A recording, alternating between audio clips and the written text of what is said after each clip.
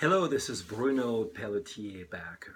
So this is probably going to be our final video with Autumn Leaves. Not that I'm running out of ideas with it, but I don't want you guys to get too sick and tired of it. Maybe it's time to move to some other topics. But I'm going to end today with some improvisation advice on this song.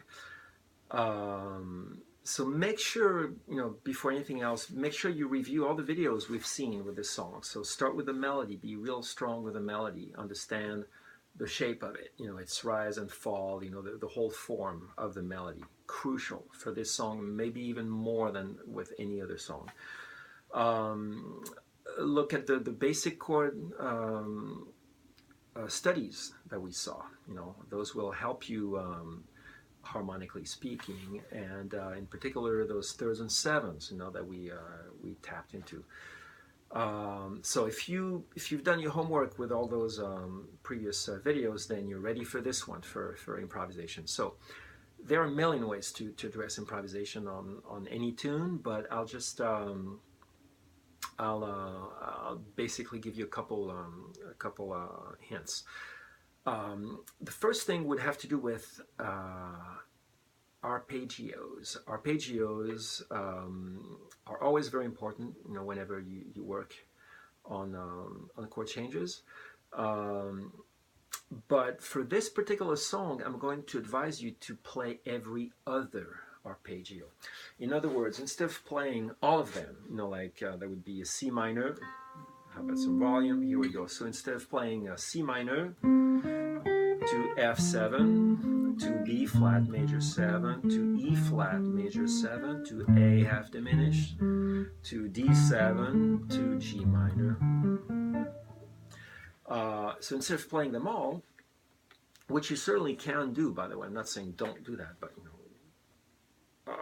in addition, you can work on all your arpeggios, and by all means, you probably should. But for something that's going to be a little more musical, we're going to do every other arpeggio. So if I start with my C minor, I'm going to go up. So C minor 7, C, E flat, G, B flat, right? And then I'm going to play one note only into my next chord, which is F7, right? So I have two directions. Since I'm on that B flat, I can continue up, or I could go back down, right? So let's see what happens if I were going up with every one of my other arpeggio. So it gives me this, C minor 7, going up to this note, which is the fifth of my F7 chord, okay? My next arpeggio to be played is going to be B flat major 7. So I'm going to play B flat major 7 all the way up to the 7th, and then I'm going to go up to the next tone that I could land on with the E flat chord. That's going to be B flat, the 5th. My next chord is going to be A minor 7 flat 5, so we can do it here. A, C, E flat, G, and then going up, I can land onto an A, so and that's the 5th of the D chord. And then my next chord to be arpeggiated is going to be G minor, so G, B flat, D. I can go to E, that's the 6th. And the next note really that I could find above it would be another G, the root. So all right. So if I were playing those in time, it would give me this: 3, 4, 3, 4 B flat into my B flat note, A half diminished, and then. So that sounds okay, and if you start playing with the time, like I did a little bit here, 3, 4.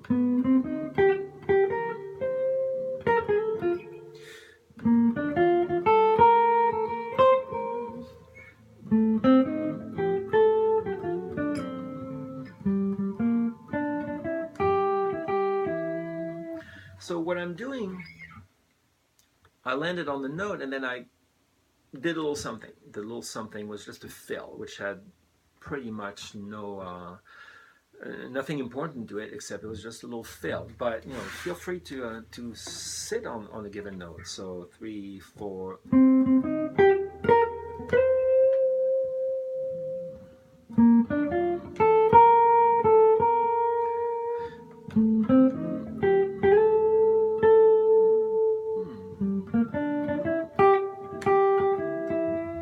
So I can do that, and I'm only addressing the A section here for this. The rest is really all the same chords that keep happening.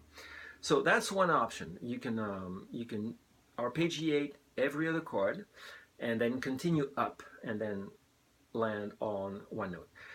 But better would be to go back down.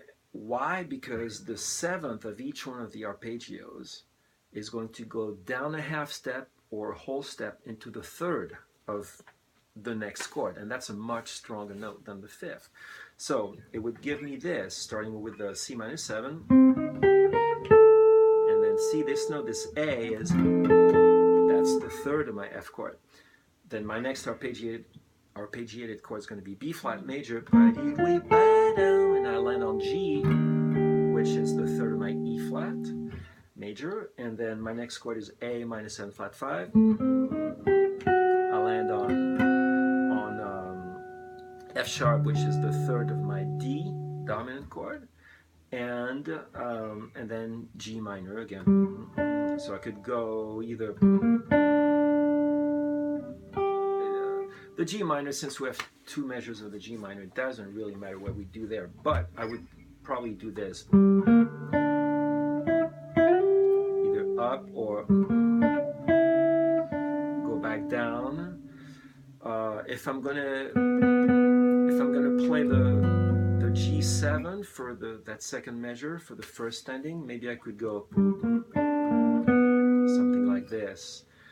So let me just do this one last time in time. In fact, why don't we do this with a metronome? 1, 2, 1, 2, 3, 4.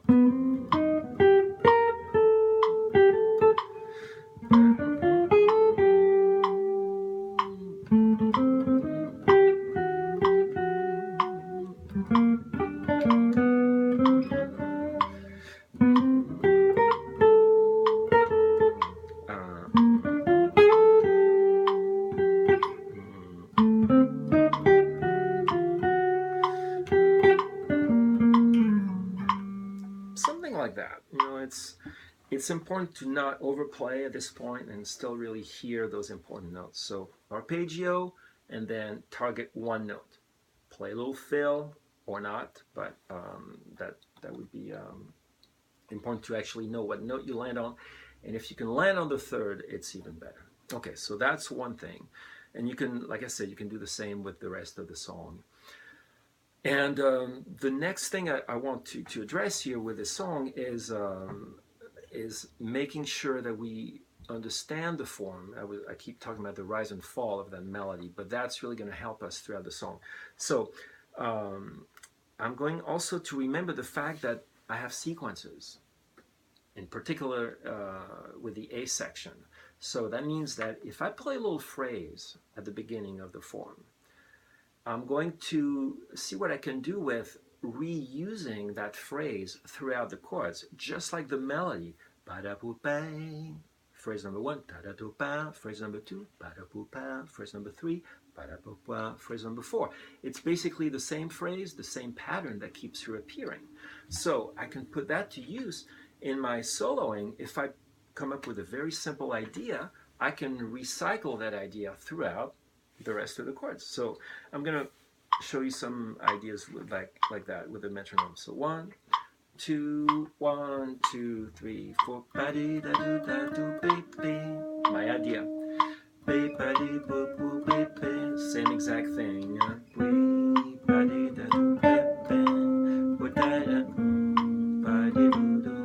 Then I'm going to try again.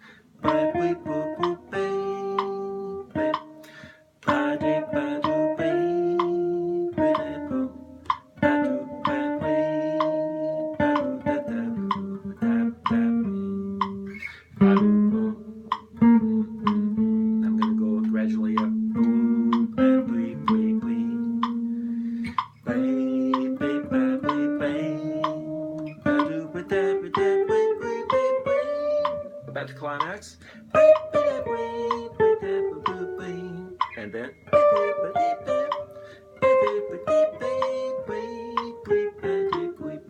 and going down.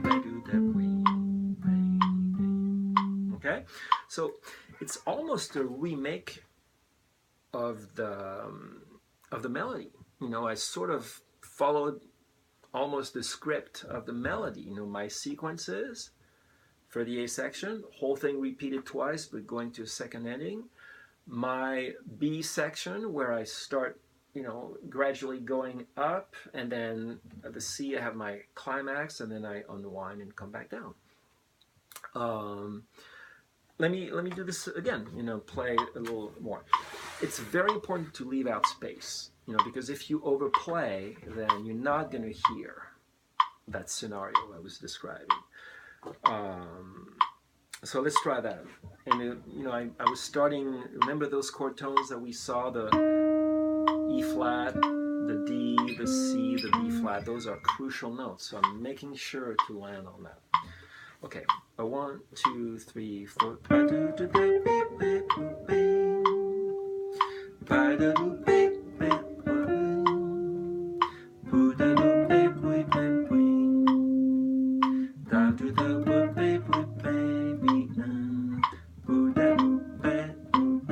Very simple.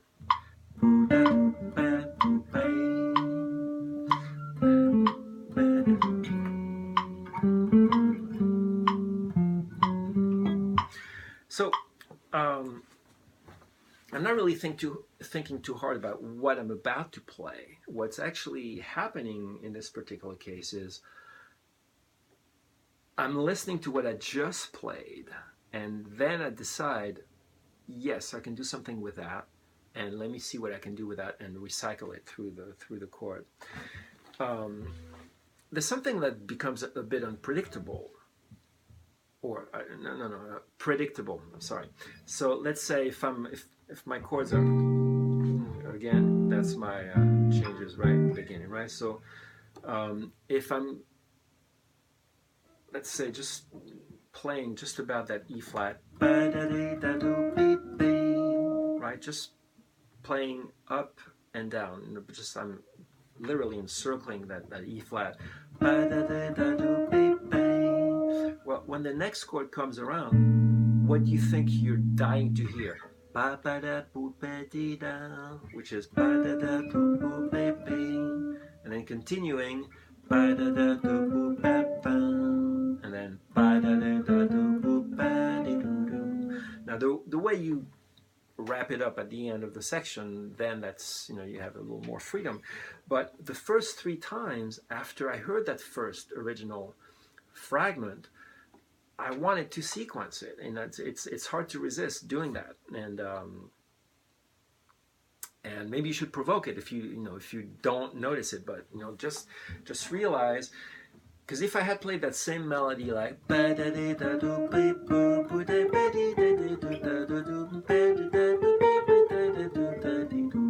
it got lost, right? It's that, but if I stop here, it's like, oh yeah, let me reflect on this, and then I can go and continue, right? But if I had continued my phrase, then that's it. The thing is lost, and then you don't hear any phrases, any sequences, any motifs, you know, that would keep reappearing.